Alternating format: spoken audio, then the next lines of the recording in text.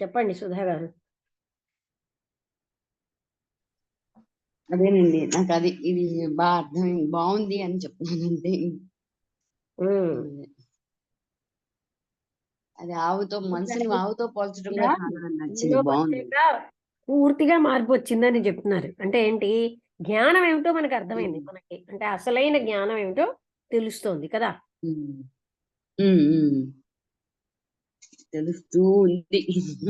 ఇంకా తెలుసుకోవాల్సింది కూడా తెలుస్తూ ఉంది. అంటే మెయిన్ పాయింట్ తెలిస్తే మిగతావన్నీ తెలుస్తాయండి. అదే అండి. చదువులలో మర్మమెల్ల చదివితి తండ్రి అన్నాడు.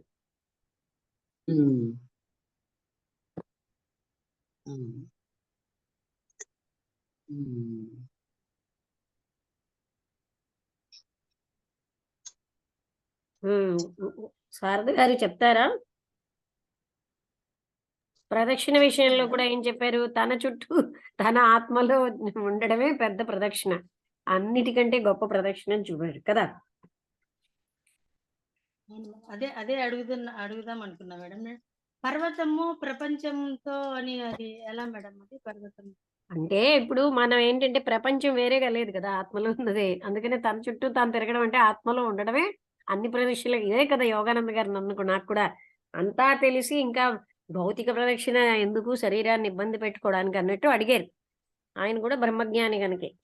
అంటే తెలుసున్న తెలియని వాళ్ళు చేసినా అర్థం ఉంది, తెలుసున్న వాళ్ళు ఎందుకు చేస్తున్నారు అని అడిగారు. అర్థమైందా? అంటే ఆత్మ ప్రదక్షిణ అంటే తనలో తాను ఉండడం కంటే గొప్ప విషయం ఇంకోటి ఏంటి? కోటి తీర్థాలు, కోటి యజ్ఞాలు చేసిన, కోటి పూజ ఏంటది పూజలు చేసిన ఫలితం వస్తుంది కదా. అన్నిటికంటే అదే గొప్పది. అర్థమైందా? బాహ్యంగా ఇటు అటు ఇల్లి పుణ్యక్షేత్రాలకి వెళ్ళక్కడ ఇది ఏదో కొండలెక్కడం, ఇది ప్రదక్షిణాలు చేయడం అదేం పెద్ద విషయం కాదు. అక్కడ అద్వైతమే అనేది లేనప్పుడు ద్వైతంగా రెండుగా విభజించి ఒకదాని చుట్టూ ఒకటి తిరగడం ఎందుకు అన్నట్లు అనిపిస్తుంది. అంటే బయటవేమీ కాదు, లోపల ఆత్మతత్వంలో ఉంటే అన్ని చేసినట్టే లెక్క అని. మొత్తం ప్రదక్షిణ చేసినట్టే లెక్క అన్నారు కదా. హయ్యెస్ట్ ప్రదక్షిణం అన్నారు. అది బాగుందండి, అది చాలా నచ్చింది నాకు కూడా. ఆ మాట బాగుంది. ఆత్మతత్వంలో ఉన్నప్పుడు ఇంకా వేరే దానికి మనసు అనే అంటే అలా కాదు, మనం గ్రహించాల్సింది మనస్సు వెళ్తుందా లేదా కాదు, ముందు మనం తెలుసుకోవాలి. ఆత్మతత్వంలో ఉండడం ఇది ఇన్ని యాక్టివిటీస్ కంటే ఉన్నతమైన ప్రదక్షిణ అని చెప్తున్నారు కదా. అంటే అన్నిటికంటే అదే గొప్పదని.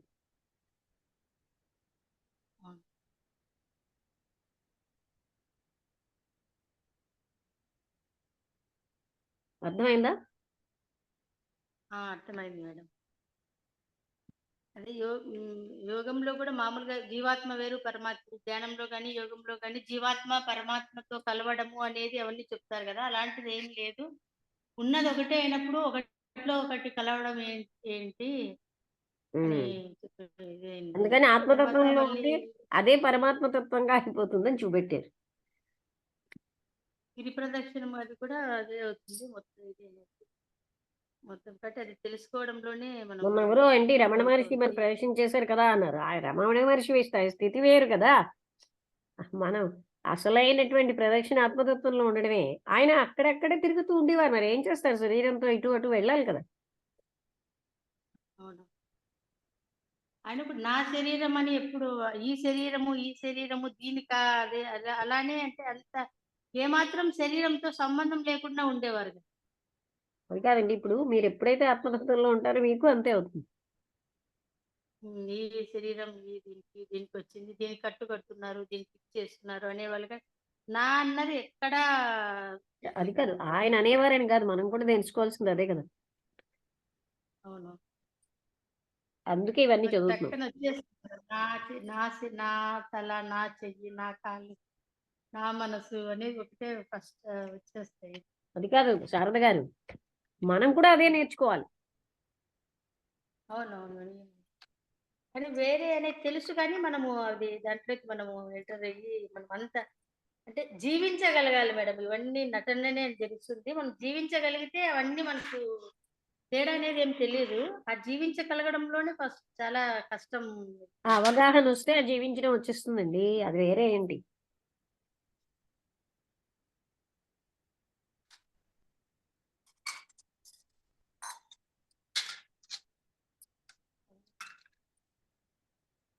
అందుకని ఆవు విషయంలో కూడా అదెప్పుడు అలా నెమ్మది నెమ్మదిగా అలవాటు చేస్తే దాన్ని తాడిప్పేసినా అక్కడే ఉండిపోతుందని అది చెప్పారనమాట.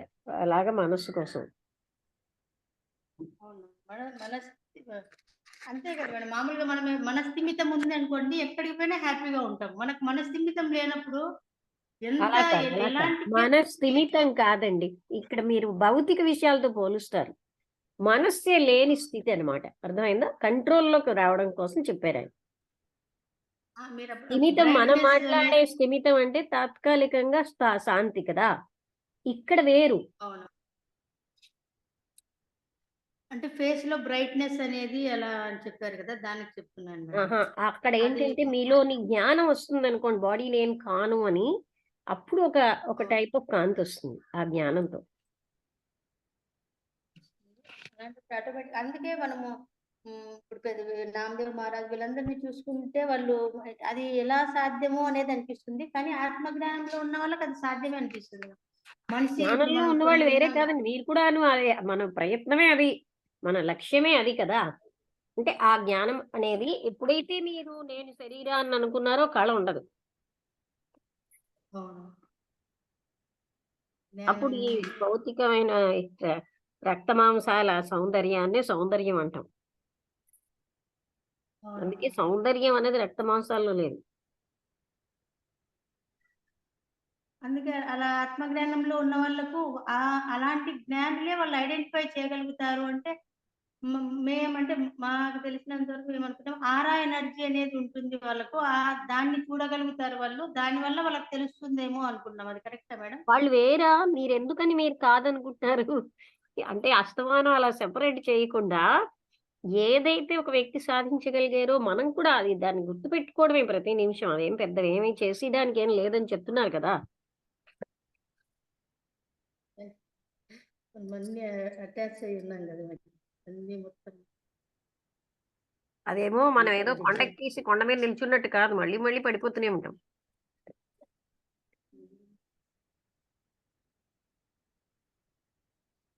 అందుకని చాలా కర్తృత్వాభిమానం అన్నదే మనిషిని అంటే ఎన్ని పనులు చేసినా, ఏ పరిస్థితుల్లో ఉన్నా అదేం ఎఫెక్ట్ ఇవ్వదని చెప్పారు. నేను చేస్తున్నానన్న భావం ఒకటి లేకుండా ఉంటే చాలు ఎన్ని పనులు చేసినా సరే. అదే అడ్డు మనకి అని.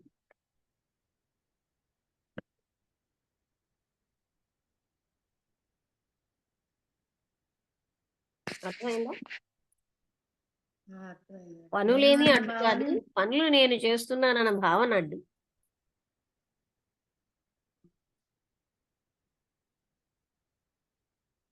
ఓకే. అయితే ఇంకేమిటి ఎవరైనా మాట్లాడతారా? అనుపమ గారు? వసంతలత నువ్వేమైనా చెప్తావా?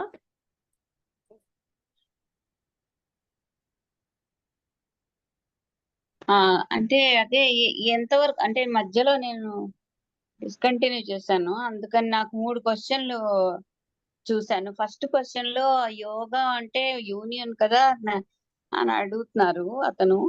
అప్పుడు మహర్షి అంటే ఒక మొదట ఏంటి ఆ మొదటేమో విభజన, తర్వాత యోగము అంటే కలయిక అని అన్నారు.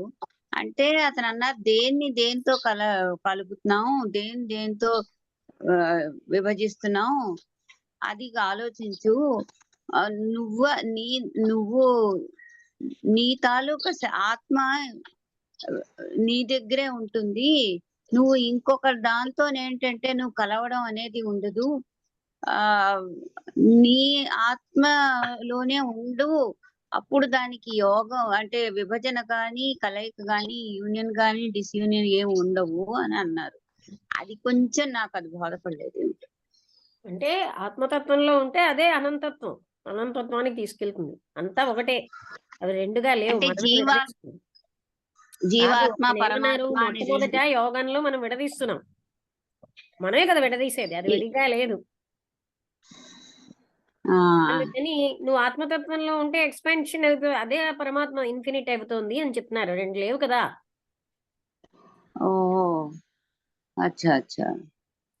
ఆ అంటే ఈ జీవాత్మ పరమాత్మ అని లేవు, ఉన్నది ఒకటే అని చెప్పడం కదూ. అదేనా? అదే అందుకనే మొట్టమొదటి మనం డివైడ్ చేస్తున్నాం యోగం అన్న పేరుతో, తర్వాత యునైట్ చేస్తున్నాం అంటున్నారు. డివైడ్ చేసేది మనమే. ఆ, అందుకని ఆ, నువ్వు ఆత్మతత్వంలో ఉండు, అదే అదే పరమాత్మ తత్వం అని చెప్పారు. ఆ. ఓకే ఓకే, అది నిజమే. అది రెండోది ఇంకో క్వశ్చన్ ప్రదక్షిణ గురించి చెప్పారు. అంటే ఆ అరుణాచల గిరి ప్రదక్షిణ గురించి, అంటే అది ఒక్కసారి చేస్తే ప్రపంచం అంతా చూసినట్టే లెక్క. అంటే మరి ఇంకేం అంటే మనలో మనం ఉంటే, ఆత్మలో ఉంటే ఇంకెక్కడికి వెళ్ళవలసిన అవసరం లేదు, ఈ ప్రదక్షిణలన్నీ లోపటే జరుగుతాయి అని. ఏ ప్రదక్షిణ అక్కర్లేదు, అదేనా? అంతర్గతంగా ఉంటే ఏమీ ఆ, ఎన్నో ప్రదక్షిణలు చేసిన ఫలితం అనమాట. అదే నేను ఒకసారి చెప్పాను కదా యోగానంద గారు అన్నారని. తెలియని వాళ్ళు చేసి శరీరాన్ని కష్టపెట్టుకుంటున్నారు, తెలిసిన వాళ్ళు ఎందుకు కష్టపెడుతున్నారో అని అన్నారండి నాతోటి. అంటే ఉమ్. ఒకసారి తెలిసిన తర్వాత ఇంకా ఇలాంటి పనులు చేయడం రైట్ కాదు కదా అనేసి. అంటే అతను గిరి ప్రదక్షిణని కూడా ఇప్పుడు అతను అవసరం లేదంటున్నారా? అవును అదేనా కదా అర్థం? మరి. ఆత్మతత్వంలో ఉండడం కంటే ఏది గొప్పది కాదు. అదే హయ్యెస్ట్ ప్రదక్షిణ అన్నారు. అవును. ఓహో. అవును, అదే అదే అలా అన్నారు. అదే అయినప్పటికీ వెళ్ళిన వాళ్ళందరూ చేస్తూనే ఉంటారు అక్కడికి, ఎవరు అర్థం గిరివాళ్ళం. చేసుకోరు కదా. వాళ్ళకి కావాల్సినవి చేస్తారు తప్ప ఎవరో చెప్పినవి, బాబా గారు చెప్పినవి ఎవరైనా చేస్తున్నారేంటి? బాబా గారు నీ హృదయంలోనే నేను మీరు ఎక్కడుంటే అక్కడికి వస్తానంటే, మీరు షిరిడీలోనే ఉన్నవయ్యా అక్కడే ఉండని వీళ్ళు వెళ్తారు. అలాగే మహాత్ములు చెప్పే మాటలు మనం ఎందుకు తీసుకుంటాం? మనకి నచ్చినవి చేసుకుంటున్నాం. ఆ, ఆ. ఆ తర్వాత క్వశ్చన్ ఏంటంటే, అంటే ఈ మనస్సు అనేది ఎన్ని విధాలుగా ప్రయత్నించినా, ఎన్నిసార్లు ప్రయత్నించినా అంతర్గతం ఎందుకు అవ్వదు అని అతను భక్తుడు అడిగితే అతను అన్నారు, ఇది ఆవు లాంటిది, ఎప్పుడు పై చోట్ల వెళ్ళి మేయడం అలవాటు అయిపోయింది దీనికి, లోపట ఉండడం, తన పరిధిలో ఉండడం దానికి నచ్చదు.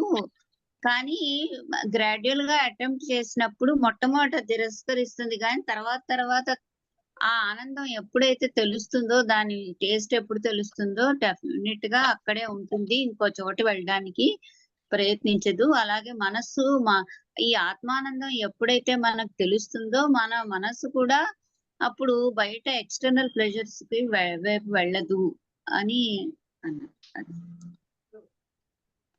అది చాలా బాగుంది కదండి వసంత లక్ష్మి గారు, మీరు ఆలోచించండి. ఈ మటుకు ఈ మనసు ఆవు అనేది చాలా బాగుంది కదా ఇలా చెప్పటం.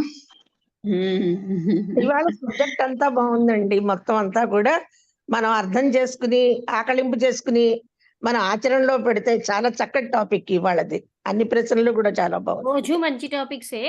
ఇవాళ మరి రోజు అది అర్థమైంది. రోజు అలా రోజు మంచివే. అంటే ఇంకా ఇంకా సున్నితంగా ఉన్నాయంటే మనం ఈ గిరిజి ప్రదక్షిణలో లేదా యాత్రలో చెయ్యాలనుకుంటూ ఉంటాం కదా.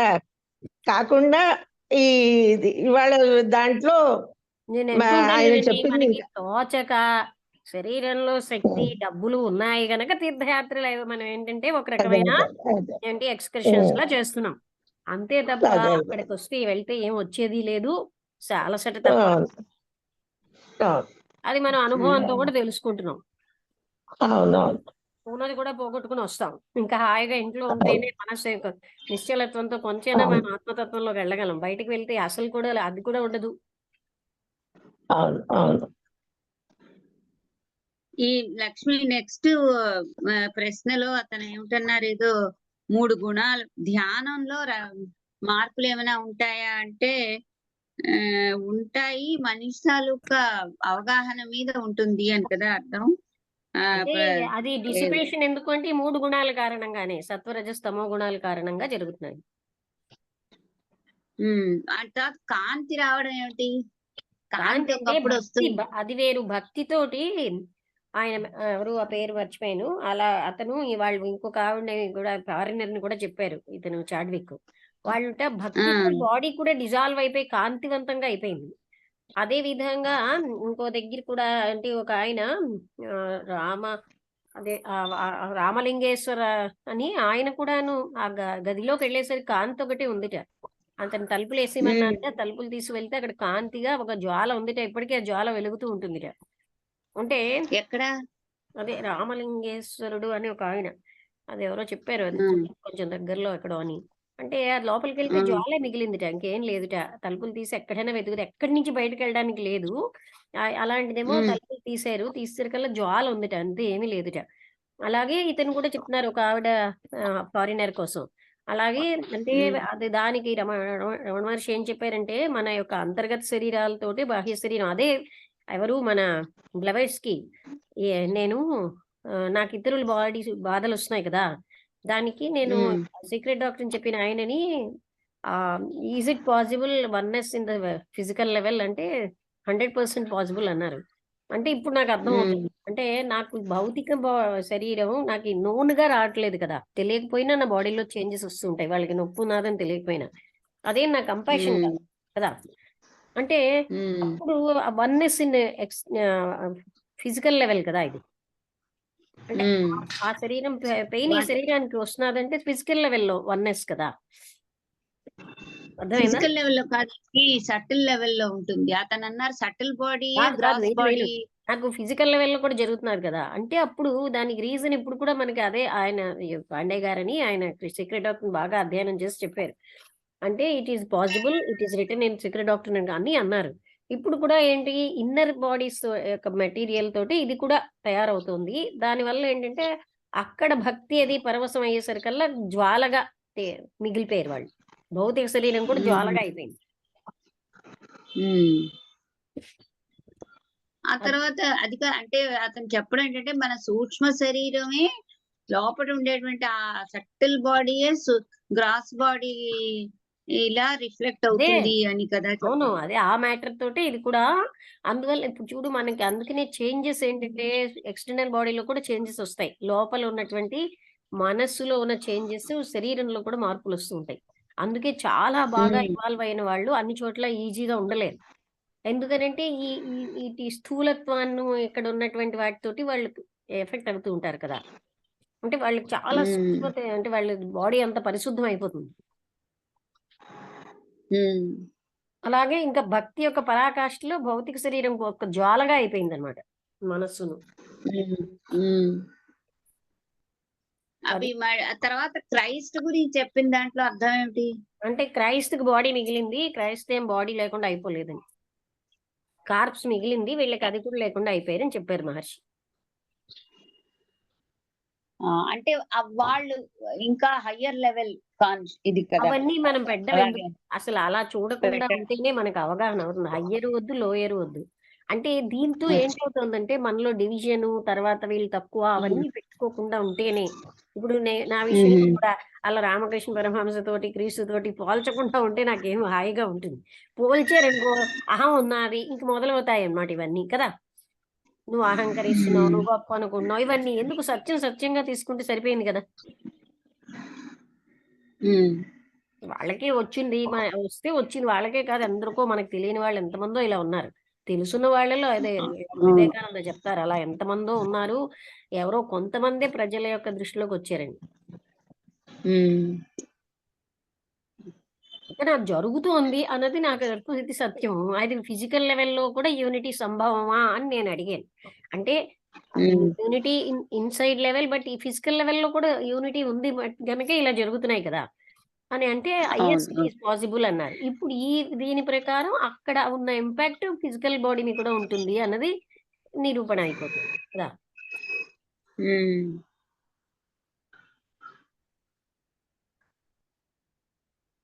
అంటే మనం పోలిక వల్ల ఏం చేస్తామంటే మన మనసుల్లో కూడా కలుషితాలొస్తాయి. అవును. కరెక్టే. అందుకే నన్ను ఎవరైనా రామకృష్ణ పరమహంసతో, షిరిడి బాబాతో పోలిస్తే ఇవాళ పోలుస్తారు. రేపు వాళ్ళే అహంకారం అని చూస్తారు. అదే చికాకు. పోల్చిన వాళ్ళు వాళ్ళే, గురువు అన్న వాళ్ళు వాళ్ళే, తర్వాతేమో గురువు అయిపోయిన వాళ్ళు వాళ్ళే అవుతారు. గురువుగా అయిపోతారు వాళ్ళు. విమర్శించిన వాళ్ళు వాళ్ళే అయిపోతారు. వాళ్ళు చెప్తూ ఉంటారు. మనం వింటూ ఉండాలి. కరెక్ట్. అందుకే నాకు ఆ గురువు ఏమి ఈ కిరీటాలు వద్దంటారు. మేడం ఎందుకంటే మరి వాళ్ళ మనసుకు అఘోరాలు తగ్గినట్టుగా మనం యాక్ట్ చేయకపోతే నువ్వు గురువు కదా ఇలా ఎందుకు యాక్ట్ చేస్తున్నావు అంటారు. వాళ్ళకి నచ్చినట్టుగా వాళ్ళు అనుకున్నట్టు మనం యాక్ట్ చేయాలి.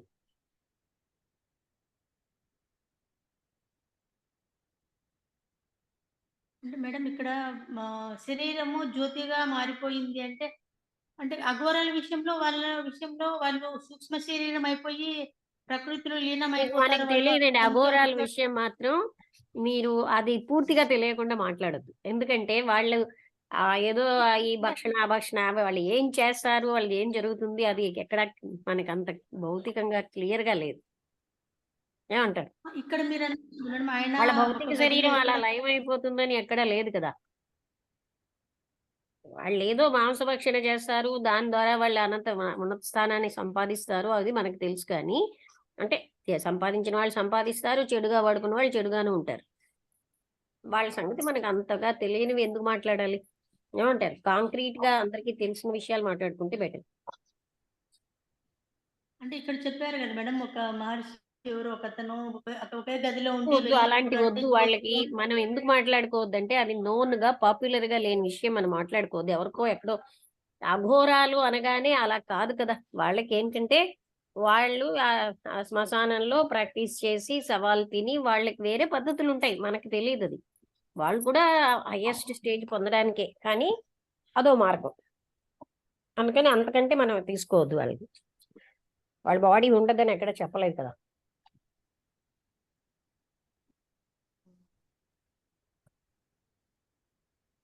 ఇక్కడ జ్యోతిలాగా మారిపోయింది అతనిది అంటే అలా అది సాధ్యమవుతుందా? ఇలా అలా అఘోరాలు అవుతారని ఎక్కడ లేదండి. వాళ్ళ బాడీలు చనిపోతాయి. అఘోరాలు కాదు మేడం. మనం ఈరోజు సబ్జెక్ట్‌లో వచ్చిన టాపిక్‌లో మేడం. ఆ! అంటే ఎందుకు అఘోరాలను తేవద్దన్నానంటే, వాళ్ళ బాడీలు కరిగిపోతాయని ఎక్కడ నేను చదవలేదు. మనం వినలేదు. ఆ టాపిక్ వద్దని అందుకనే అన్నాను. అంటే ఇప్పుడు ఇక్కడ మనకు టాపిక్ వచ్చింది కాబట్టి అక్కడ చెప్పాను. వాళ్ళ సంగతి ఆయన మీకెందుకు? జ్యోతిలాగా మీకు తెలియని దాన్ని కిందకెళ్తారండి. ఇది మనం చదివాం గనుక దీన్ని డిస్కస్ చేస్తున్నాం కదా! అవునవును. మనకు వాళ్ళ లైఫ్ స్టైలే సరిగ్గా తెలీదు. ఏదో ఇక్కడ, అక్కడ వినడం గాని. అంటే అఘోరాల గురించి కాదు మేడం. ఇక్కడ మనం ఈరోజు చదివిన దాంట్లో హ్మ్. వెళ్లి చూడు అంటే వెళ్లి చూసేపట్టి ఓన్లీ జ్యోతి ఒకటే కనిపిస్తుంది. మొత్తం బాడీ అంతా జ్యోతిలో కలిసిపోయింది అని అన్నారు. జ్యోతిలో కలిసిపోయింది. ఇంకా బాడీ జ్యోతి అయిపోయింది అంతా. అంటే ఇంకేమీ లేదు. భౌతిక శరీరం అక్కడ లేదు. ఆ భక్తి వల్ల అది సాధ్యమైంది అని అతని పేరేదో చెప్పారు కదా! అతనికి అలా జరిగిందని. అలాగే ఆయన చాడ్విక్ ఏమో ఎవరో ఇంకా యూరోపియన్ లేడీ కూడా అలా జరిగిందని చెప్పారు కదా!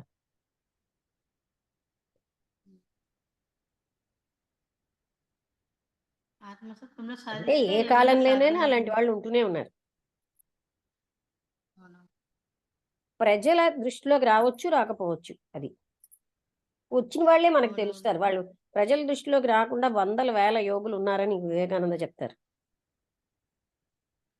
అవునవును.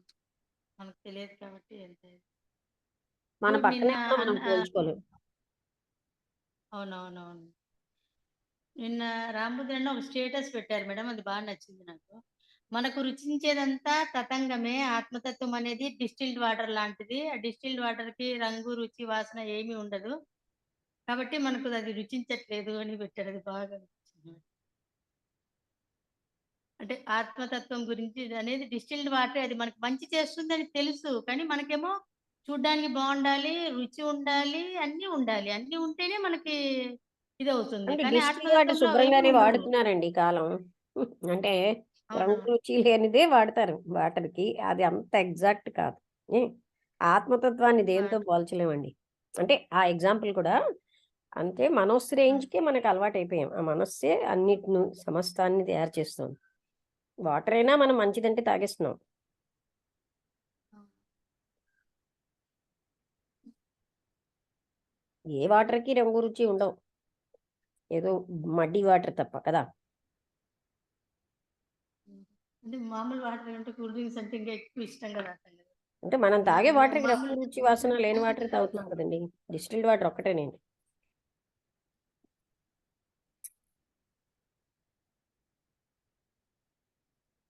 అంటే దాని బదులుగా మనం ఏంటంటే మనకి ఆ మనస్సు యొక్క యాక్టివిటీస్‌లో ఇష్టమే గాని మనస్సుని లయం చేసుకుంటే ఇష్టం ఉండదు. అంతే.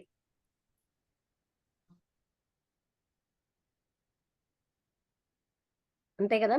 అర్థమైందా నేను అపోజ్ చేయడానికి? అవునవును. అర్థమైంది. ఓకే అండి. ముగించేద్దాం అయితే. Okay. Thank you madam.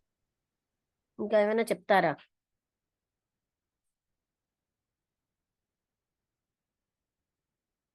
Sharada గారు ముగించేద్దామా? వసంతలత? లక్ష్మి, అందులో ఒక డివిజన్ పెట్టారు చూడు, స్థూలం, సూక్ష్మం, ఆ! పరం ఆ! అని, ప్రైమల్ అని. అంటే ఆ ప్రైమల్ అంటే ఏమిటి? మౌ దాన్ని ఆత్మ అన్నారు. మౌలికంగా సార్ చూడు. అవును చూసాను. అది ఆల్రెడీ చదివాను. నువ్వు లేవు అప్పుడు. అంటే ఏమిటది? గ్రాస్ అంటే బాడీ యూనివర్స్, అది గ్రాస్. సూక్ష్మం సటిల్ అంటే సౌండ్, లైట్ అన్నారు. ప్రైమల్ అంటే ప్రైమల్ ఏమిటి? అంటే అది ఏంటి? ప్రాథమికంగా, మౌలికంగా ఆత్మే కదా అది. ఆ పంచభూతాల్లోకి అంటే ప్రకారం అలా సౌండ్, లైట్ అలాగా. ఆ తర్వాత ఆ సౌండ్, లైట్ మన తాలూకా ఇంద్రియాలు గ్రహించలేవు అని కూడా చెప్పారు. ఆ టైప్ ఆఫ్ సటిల్ సౌండ్ అది కదూ, అది ఏమిటది? అంటే ఈవెన్ ఇవి కూడా వాటితోటే ఫైనల్‌గా అలా వచ్చేస్తున్నాయని చూపెట్టారు. అంటే మొదట్లో మనకి ఇలాగా భేదం ఉన్నది. అంటే అదంతా కూడా మనం కల్పించుకున్న భేదమే. అదేమో అది ఫైనల్‌గా అలాగ వెళ్తుంది అని చూపెట్టారు. ప్రైమల్ అంటే మౌలికంగా ఆత్మ ఒక్కటే కదా! అవును. అది ఆ రకంగా అని అది నేను చదివాను కూడాను. అంటే మన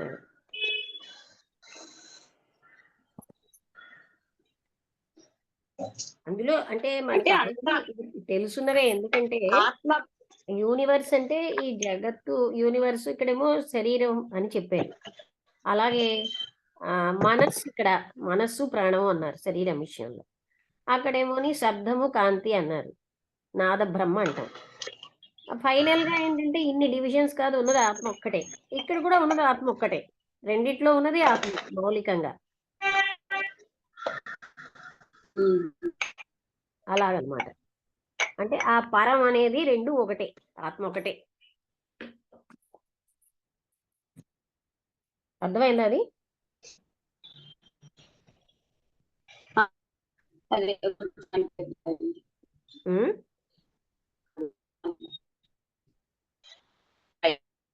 ట్రాన్సెండెంటల్‌గా చూస్తే 2 ఒకటే ఆత్మే. అల్టిమేట్‌గా 2 ఒక్కటే అని చెప్పారు కిందన కూడా.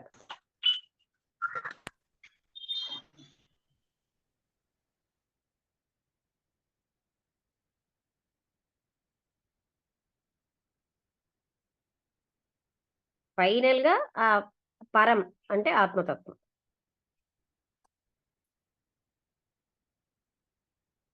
ఓకే. ఎన్ని క్వెషన్స్ 213 చదివామమ్మా? పద్ అదే దాంతోటే చదివాము లాస్ట్‌కి అనుకుంటాను. రేపు ఎలాగా సెలవు కదా! ముగించేస్తున్నాను అయితేను. సరే. ఓకే. హ్మ్.